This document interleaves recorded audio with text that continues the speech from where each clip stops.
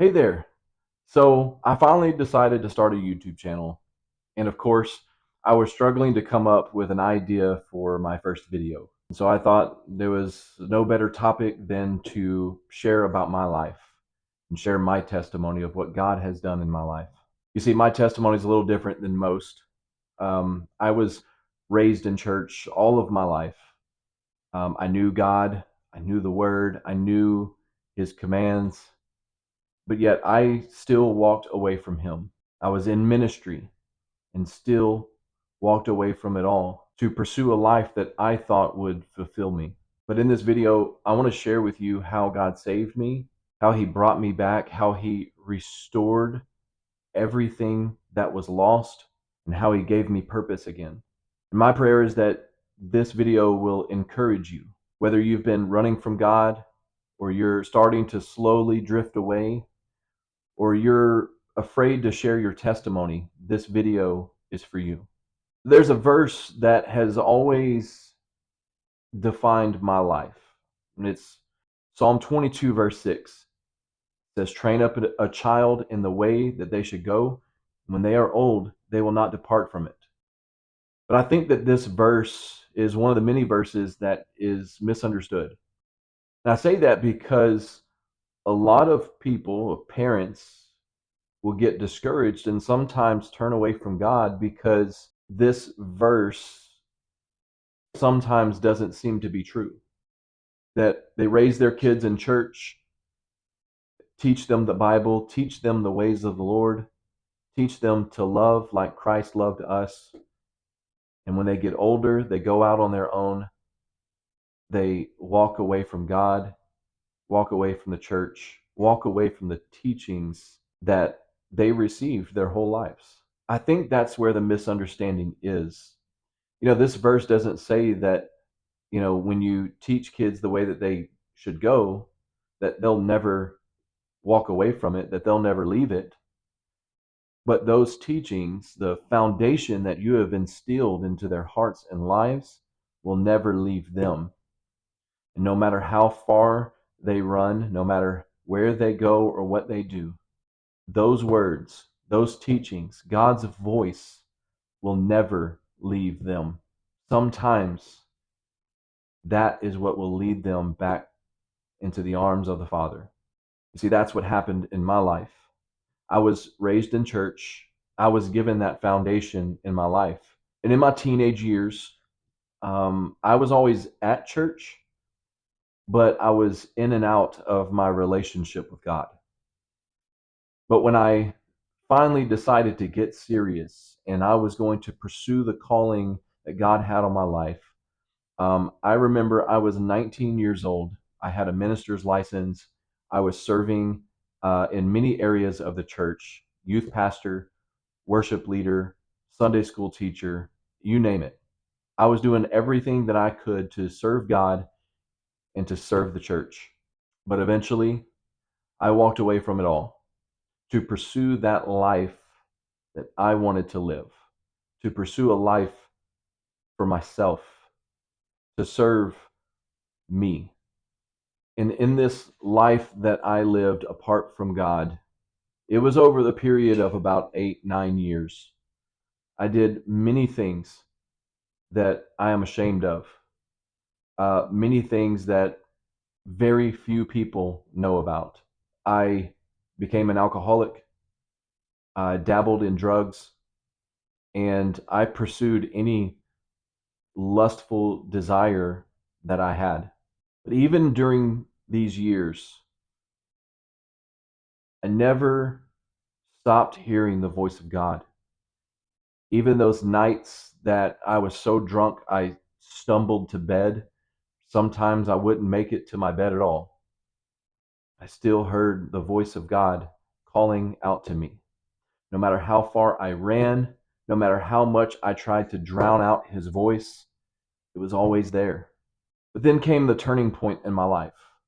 Three moments in particular that I remember very vividly. I remember where I was at, what I was doing, and what was going on around me. The first moment was a New Year's party at a friend's house. And of course, it's New Year's, So I've been drinking most of that day already. I get to the party, we're drinking more, taking shots, but yet, even in the late hours of the night, I felt sober minded. And me, naturally, as a person, I am an observer. My wife hates it because when we go out to dinner or something, I'm trying to pay attention to her and I'm trying to have conversation with her, but I end up looking around and watching and observing everything that's going on around us. And that's what was happening this night at this New Year's party. Instead of letting loose and having a good time, I was sitting back by myself, observing, watching the others. And I remember asking myself a couple of questions. The first was, man, do I act like that when I get drunk? And the second was the most defining question that I could ask myself. What is the purpose in all of this? And after that party, for the next few days, that question would just repeat in my head. And then the next moment came, it was maybe a week later after that New Year's party. There's a group of us that went to the bar to celebrate a cousin's birthday. And again, I was drinking most of that day. I was drinking at the bar, taking shots, and finding myself again feeling sober minded.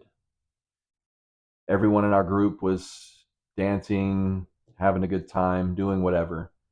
But I'm sitting at the table by myself, sitting back, observing, watching everyone else, and replaying that question in my mind. What is the purpose in all of this? And so I knew that it was time just to go back to church. Obviously, God is trying to get through to me. So let me go see what's up. And this was the third turning point, this third defining moment in the process of returning to Christ. When I went to church, I went to my home church, and I remember our district bishop was there. They gave him a moment to speak, and I remember listening to him speak and hearing how much he loved the Lord, how passionate he was about God and about seeing lost souls saved. And if you know Bishop Carrico, you know that when he talks about his love for God, talks about what God has done for him, he can't help but cry. And I remember thinking to myself as he was speaking that when his race is over, I know that he will hear, "Well done, my good and faithful servant." But I also thought about the impact that he has had on countless lives.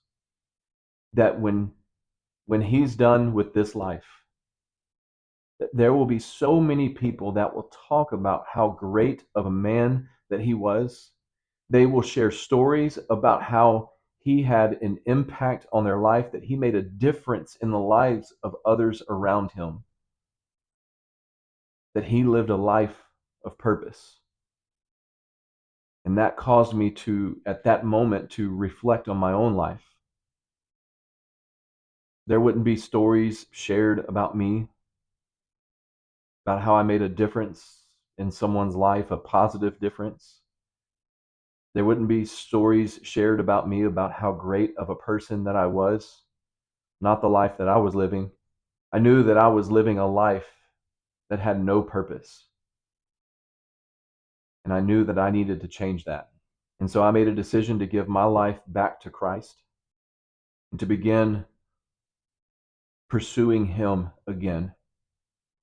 And I had a extra bit of motivation after that service that day. Later that day, my soon-to-be wife messaged me and said it was great to see me at church again.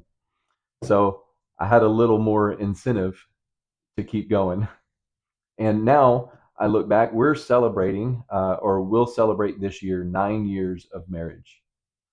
You see, it's things like that that I can look back and see how God restored to me not just everything I had, but so much more. I can look back at my life and see that it's so much better than I could have achieved on my own. And the crazy thing about God is that when you return to Him, you don't have to start over. It's not, you got to start back at square one and you've got to earn your way back to where you were. But when you give your life back to Christ, He restores everything back to you and even more. As I began to pursue Him again, I began to pursue the ministry and the calling that He had on my life. I started taking the classes, the courses to get my ministry license back. And I remember people asking me what I was going to do with it, what I felt that God was calling me to. And all I could say was, I don't know, but I want to be prepared for whatever He has for me. And coincidentally enough, what He had for me was to restore my ministry to the youth. Shortly after, I became youth pastor again. My wife and I, we were youth pastors for about 3 to 4 years. And then God called me to pastor. And now I look back at my life and it is better than I could ever imagine. And I always tell people that the more I live for God and the more that I do His will, the more I am obedient to Him, my life continues to be a snowball effect. It just keeps getting better and better and better. There's a verse in Proverbs 19:21 that kind of speaks to my testimony. It says, "Many are the plans in the mind of a man, but it is the purpose of the Lord that will stand." And I'm living proof that you don't have to wait until you have hit rock bottom to give your life back to Jesus. Sometimes the biggest miracle is not how far He brings you out, but how far He brings you back. So if you've been holding back your story, I want to challenge you to share your testimony. There is someone out there that needs to know that they're not alone. You never know how much your words can spark hope and purpose into someone else's life. And so I ask that if this message resonated with you, leave me a comment so we can encourage one another.